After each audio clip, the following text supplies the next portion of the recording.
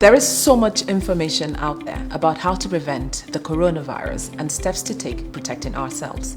But what happens when someone contacts it? If you or someone you know is exhibiting symptoms such as a fever, a dry cough, difficulty in breathing, contact the appropriate authorities immediately on the numbers below. Do not try to hide it, otherwise they become a danger to you and others around you. When someone tests positive for the virus, remember, it is not a death sentence. 80% of people infected can be cured. The coronavirus is absolutely no respecter of persons, and it can be you or me the next. We must be united in our fight to end the spread of the disease. My name is 23COVID19. Be safe for yourself and for others. This message is brought to you by the United Nations in conjunction with the Federal Government of Nigeria, the Federal Ministry of Health, and the NCDC. Take responsibility. Stay safe.